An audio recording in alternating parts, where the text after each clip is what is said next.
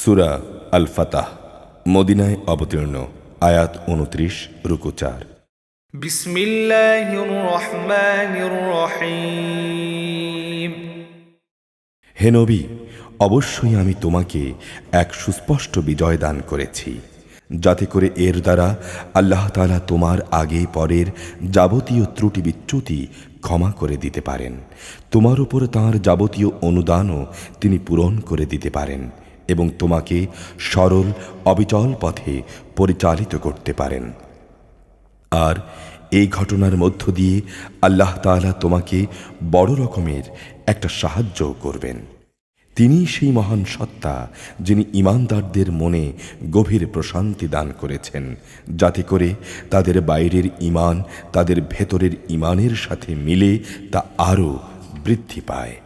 আসলে আসমান জমিনের সমুদয় সৈন্য সামন্ত তো একান্তভাবে আল্লাহ তাআলার জন্যেই, আর আল্লাহ তাআলাই হচ্ছেন সর্বজ্ঞ, সর্ববিষয়ে প্রজ্ঞাময়।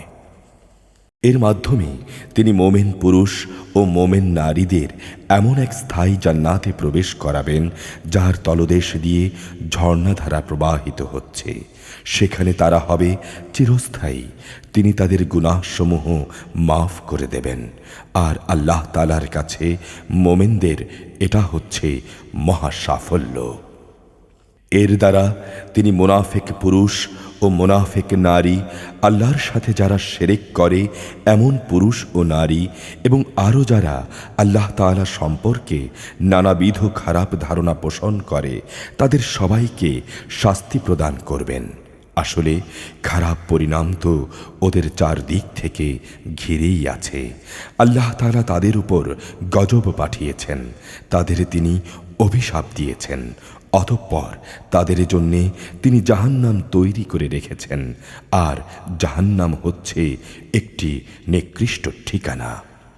আসমানসমূহ ও জমিনের সমুদয় বাহিনী আল্লাহ তাআলার জন্যেই, এবং আল্লাহ তাআলাই হচ্ছেন পরাক্রমশালী, প্রবল, প্রজ্ঞাময়। হে নবী, অবশ্যই আমি তোমাকে মানুষের কাছে সত্যের সাক্ষী এবং জান্নাতের সুসংবাদ বহনকারী ও জাহান্নামের সতর্ককারী রূপে পাঠিয়েছি, যাতে করে তোমরা আল্লাহর উপর এবং তাঁর নবীর উপর ঈমান আনো, দ্বীন প্রতিষ্ঠার কাজে তাকে সাহায্য করো, আল্লাহর নবী হিসেবে তাকে সম্মান করো, সর্বোপরি সকাল সন্ধ্যা আল্লাহর মাহাত্ম্য ঘোষণা করো। নিঃসন্দেহে যারা আজ তোমার কাছে বায়াত করছে, তারা তো প্রকারান্তরে আল্লাহর কাছেই বায়াত করল। কেননা আল্লাহর হাত ছিল তাদের হাতের ওপর। তাদের কেউ যদি এ বায়াত ভঙ্গ করে, তাহলে এর ভয়াবহ পরিণাম তার নিজের উপরই এসে পড়বে। আর আল্লাহ তাআলা তার উপরে যে দায়িত্ব দিয়েছেন, যে ব্যক্তি তা পূর্ণ করে, তিনি অচিরেই তাকে মহা পুরস্কার দান করবেন। বেদুইনদের যেসব লোক তোমার সাথে যোগ না দিয়ে পেছনে পড়ে থেকেছে, তারা অচিরেই তোমার কাছে এসে বলবে, হে নবী, আমাদের মাল সম্পদ ও পরিবার পরিজন আমাদের ব্যস্ত করে রেখেছিল, অতএব তুমি আমাদের জন্যে আল্লাহর কাছে ক্ষমা প্রার্থনা করো। হে নবী, তুমি এদের কথায় প্রতারিত হইও না। এরা মুখে এমন সব কথা বলে যার কিছুই তাদের অন্তরে নেই। বরং তুমি এদের বলে দাও, আল্লাহ তাআলা যদি তোমাদের কোনো ক্ষতি কিংবা কোনো উপকার করতে চান, তাহলে কে তোমাদের ব্যাপারে তাকে তাঁর ইচ্ছা থেকে ফিরিয়ে রাখতে পারবে? বরং তোমরা যা যা করছো, আল্লাহ তাআলা কিন্তু সেই সম্পর্কে সম্যক ওয়াকেফাল রয়েছেন।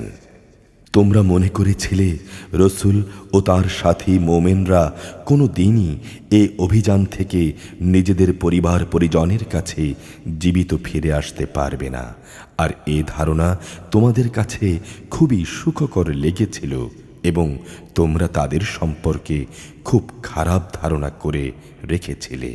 আসলে তোমরা হচ্ছ একটি নিশ্চিত ধ্বংসোন্মুখ জাতি, যারা আল্লাহ তাআলা ও তাঁর রসুলের উপর কখনো বিশ্বাস করেনি।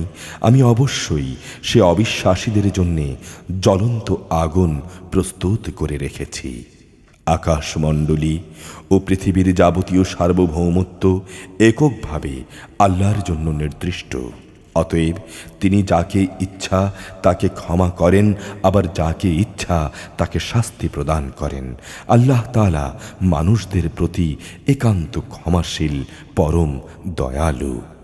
অতঃপর যখন তোমরা যুদ্ধলব্ধ সম্পদ হাসিল করতে যাবে, তখন পেছনে পড়ে থাকা এ লোকগুলো তোমাকে বলবে, আমাদেরও তোমাদের সাথে যেতে দাও।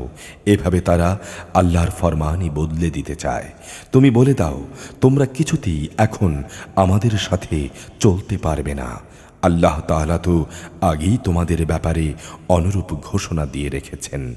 এই কথা শুনে তারা বলবে, তোমরা আসলে আমাদের প্রতি বিদ্বেষ পোষণ করছো, কিন্তু এ লোকগুলো বুঝে নিতান্ত কম। পেছনে পড়ে থাকা আরব বেদুইনদের তুমি আরও বলো, অচিরেই তোমাদের একটি শক্তিশালী জাতির সাথে যুদ্ধ করার জন্য ডাক দেয়া হবে। তোমরা তাদের সঙ্গে যুদ্ধ করবে অথবা তারা আত্মসমর্পণ করবে। তোমরা যদি এ নির্দেশ মেনে চলো, তাহলে আল্লাহ তাআলা তোমাদের উত্তম পুরস্কার দান করবেন। আর তোমরা যদি তখনও আগের মতো পৃষ্ঠ প্রদর্শন করো, তাহলে জেনে রেখো তিনি তোমাদের কঠোর দণ্ড দেবেন। তবে অন্ধ লোকের উপর কোনো গুনাহ নেই, না আছে কোনো গুনাহ পঙ্গু কিংবা রুগ্ন ব্যক্তির উপর। জেহাদের ময়দানে না এলে এদের কোনো গুনাহ নেই। যে ব্যক্তি আল্লাহ তাআলা ও তাঁর রসুলের আনুগত্য করবে, তিনি তাকে এমন এক জান্নাতে প্রবেশ করাবেন যার তলদেশে ঝর্ণাধারা প্রবাহমান থাকবে। আর যে ব্যক্তি আল্লাহর আনুগত্য থেকে মুখ ফিরিয়ে নেবে, তিনি তাকে মর্মন্তুদ শাস্তি দেবেন। ইমানদার ব্যক্তিরা যখন গাছের নিচে বসে তোমার হাতে আনুগত্যের বায়াত করছিল, তখন আল্লাহ তাআলা তাদের উপর সন্তুষ্ট হয়েছেন। তিনি তাদের মনের উদ্বেগজনিত অবস্থার কথা ভালো করে জানতেন, তাই তিনি তা দূর করার জন্যে তাদের উপর মানসিক প্রশান্তি নাজিল করলেন এবং আসন্ন বিজয় দিয়ে তাদের তিনি পুরস্কৃত করলেন। তাদের জন্য আরও রয়েছে বিপুল পরিমাণ যুদ্ধলব্ধ সম্পদ, যা তারা লাভ করবে। আল্লাহ তাআলা অনেক শক্তিশালী, প্রজ্ঞাময়। আল্লাহ তাআলা তোমাদের আরও প্রতিশ্রুতি দিয়েছেন, আগামীতেও তোমরা বিপুল পরিমাণ যুদ্ধলব্ধ সম্পদ লাভ করবে। এরপর তিনি এ বিজয়কে তোমাদের জন্যে ত্বরান্বিত করেছেন এবং মানুষদের হাতকে তোমাদের থেকে নিবৃত করেছেন, যাতে করে এটা মুমিনদের জন্যে আল্লাহ তাআলার একটা নিদর্শন হতে পারে এবং এর দ্বারা তিনি তোমাদের সঠিক পথে পরিচালিত করতে পারেন। এছাড়াও অনেক সম্পদ রয়েছে যার উপর এখনও তোমাদের কোনো অধিকার প্রতিষ্ঠিত হয়নি।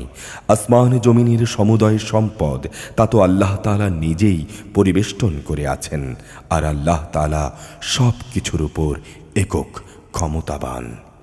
সেদিনে যদি কাফেররা তোমাদের সাথে সম্মুখ সমরে এগিয়ে আসত, তাহলে তারা পৃষ্ঠ প্রদর্শন করে পালিয়ে যেত। অতঃপর তারা কোনো সাহায্যকারী ও বন্ধু পেত না। এ হচ্ছে আল্লাহ তাআলার নিয়ম, যা আগে থেকে একই ধারায় চলে আসছে। তুমি কখনো আল্লাহ তাআলার নিয়মের কোনো রদ বদল দেখতে পাবে না। তিনি মহান আল্লাহ, যিনি মক্কা নগরীর অদূরে তাদের উপরে তোমাদের নিশ্চিত বিজয় দানের পর তাদের হাত তোমাদের থেকে এবং তোমাদের হাত তাদের থেকে নিবৃত্ত করেছেন। আর তোমরা যা করছিলে, আল্লাহ তাআলা তার সব কিছুই দেখছিলেন। তারা হচ্ছে সেসব অপরাধী মানুষ যারা আল্লাহ তাআলা ও তার রসুলকে অস্বীকার করেছে এবং আল্লাহর ঘর মসজিদে হারামের তাওয়াফ করা থেকে তোমাদের বাধা দিয়েছে এবং কোরবানির পশুগুলোকে তাদের নির্ধারিত স্থান পর্যন্ত পৌঁছতে বাধা দিয়েছে। যদি সেদিনে মক্কা নগরীতে এমন সব মোমেন পুরুষ ও নারী অবস্থান না করত, যাদের অনেককেই তোমরা জানতে না, তাছাড়া যদি এ আশঙ্কাও না থাকত একান্ত অজান্তে তোমরা তাদের পদদলিত করে দেবে এবং এই জন্যে তোমরা পরে হয়তো অনুতপ্ত হবে, তাহলে যুদ্ধ বন্ধ করা হতো না। যুদ্ধ তো এই কারণে বন্ধ করা হয়েছিল, এর দ্বারা আল্লাহ তাআলা যাকে চান তাকে নিজের রহমতের আওতায় নিয়ে আসেন। যদি সেদিনে তারা কাফেরদের থেকে পৃথক হয়ে যেত, তাহলে মক্কায় অবশিষ্ট যারা কাফের ছিল তাদের আমি কঠিন ও মর্মান্তিক শাস্তি দিতাম। যখন এ কাফেররা নিজেদের মনে জাহিলিয়াতের ঔদ্ধত্য জমিয়ে নিয়েছিল, তখন তাদের মোকাবেলায় আল্লাহ তাআলা তাঁর রসূলের উপর ও তাঁর সাথী মোমেনদের উপর এক মানসিক প্রশান্তি নাজিল করে দিলেন এবং এই অবস্থায়ও তিনি আল্লাহকে ভয় করে চলার নীতির উপর তাদের কায়েম রাখলেন। মূলত তারাই ছিল আল্লাহর পক্ষ থেকে প্রশান্তি পাওয়ার অধিকতর যোগ্য ও হকদার ব্যক্তি। আল্লাহ তাআলা সব কিছুর ব্যাপারেই যথার্থ জ্ঞান রাখেন। অবশ্যই আল্লাহ তাআলা তাঁর রসূলের স্বপ্ন সত্যে পরিণত করে দেখিয়েছেন। রসূল স্বপ্নে দেখেছিল, একদিন অবশ্যই তোমরা আল্লাহ তাআলার ইচ্ছায় নিরাপদে মসজিদুল হারামে প্রবেশ করবে। তোমাদের কেউ তখন থাকবে মাথা মুন্ডন করা অবস্থায়, আবার কেউ থাকবে মাথার চুল কাটা অবস্থায়। তোমরা তখন আর কাউকে ভয় করবে না। স্বপ্নের এ কথা তিনি ভালো করেই জানতেন, যার কিছুই তোমাদের জানা ছিল না। অতঃপর এ বড় বিজয়টা আসার আগেই তিনি তোমাদের আশু বিজয় দান করেছেন।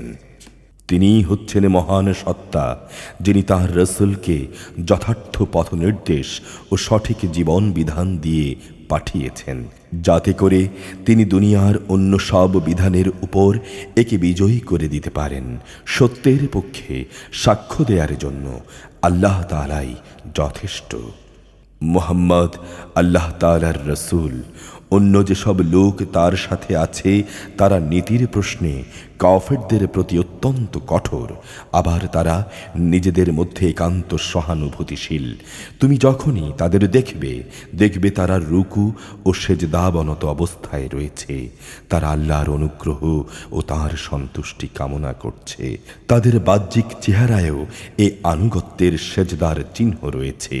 তাদের এ উদাহরণ যেমন বর্ণিত রয়েছে তাওরাতে, তেমনি তাদের উদাহরণ রয়েছে ইঞ্জিলেও। আর তা হচ্ছে যেমন একটি বীজ যা থেকে বেরিয়ে আসে একটি ছোট্ট কিশলয়, অতঃপর তা শক্ত ও মোটা তাজা হয় এবং পরে স্বীয় কাণ্ডের উপর তা দৃঢ়ভাবে দাঁড়িয়ে যায়। চারা গাছটির এ অবস্থা তখন চাষির মনকে খুশিতে উৎফুল্ল করে তোলে। এভাবে একটি মোমিন সম্প্রদায়ের পরিশীলনের ঘটনা দ্বারা আল্লাহ তাআলা কাফেরদের মনে হিংসা ও জ্বালা সৃষ্টি করেন। আবার এদের মাঝে যারা ঈমান আনে এবং নেক আমল করে, আল্লাহ তাআলা তাদের জন্যে তাঁর ক্ষমা ও মহাপুরস্কারের প্রতিশ্রুতি দিয়েছেন।